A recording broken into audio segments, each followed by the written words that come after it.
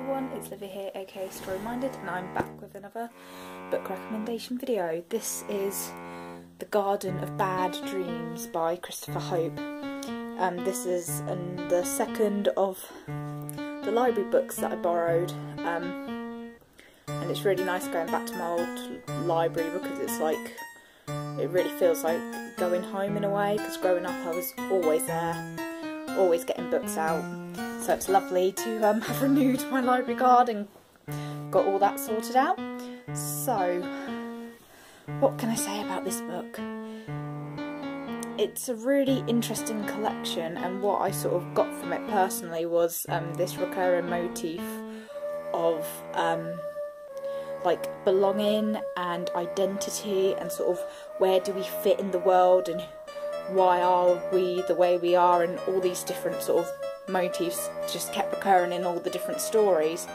And what I liked about them was there was almost like a fairy tale quality to a lot of them, but I also feel like there was, and this is just personally my opinion, I felt like there was a really strong leaning towards science fiction as well, which was really interesting to read. As with many sort of short story collections, I didn't love all of them, and that's not to say that the stories aren't good. It's just that some of them I felt went over my head a little bit, like I couldn't really get into them, or I felt like they had a really good beginning but then the ending was a little bit flat, and I just sort of expected more, but I guess that's just the author's sort of take on the story. They felt like it was meant to sort of be a bit more ambiguous, but sometimes I think with certain stories it needs a bit more of a sharper sort of ending and everything like that.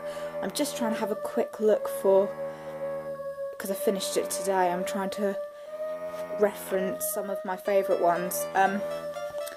One of my favourite ones was called Who's Zoo, and that's about a, I don't know if it might be set in the real world. There's a lot of different locations in these stories. That was another thing that's quite international, and there's a lot to do with like almost like politics and immigration and all those sorts of issues.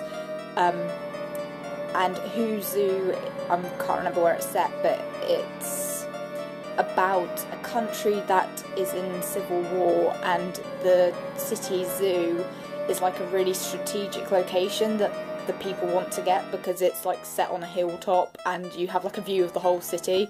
So the government soldiers and the rebels end up both going there, and because of war there's loads of like rationing issues and hunger issues, so one by one they start killing all the animals in the zoo and they end up eating them all, which is quite depressing. It's really interesting though, it was really well written and everything, and then sort of the war ends and the animals return, and it's just like a really reflective one. I really enjoyed that story. The Day Out was a really haunting tale, that's quite interesting. I think it's sort of, that was very sci-fi. It's to do with like, I think it's meant to be almost like a metaphor for like euthanasia for people, and it was really quite a chilling one to read, and sort of like the day out, as in you're going basically to a place where they can end your life, and that one was quite a cool story.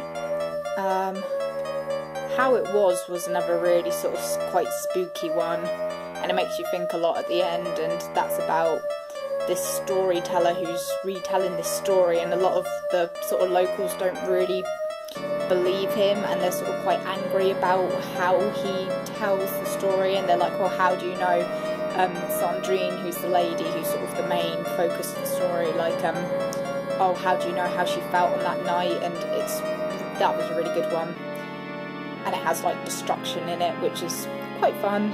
She burns her husband's house to the ground, and everything like that. St. Francis and the Veld, that was another really good one. I've probably mentioned this on my channel before, but I love stories that have religious elements for some reason. I don't know why, I just love characters that have a really strong set of beliefs, and when their belief system is challenged or they use it in a certain way, I really enjoy that. And St. Francis and the Veld is about this man who, I cannot remember his name, I only read this one today so that's bad, but it's about this man who they have all these travellers, or nomads as they call them, come in to stay, and he's really self-righteous, and he's like, oh, I need to like create these houses and sort of civilise them and stuff like that, and each time they leave, and they leave it a mess, but he keeps cleaning up, and it's sort of like a vicious cycle. And then one of the locals in the bar sort of cashes in on it by pretending he's their very own saint and stuff like that. So that one, and there's a lot of creepy characters in that one, but it's really good.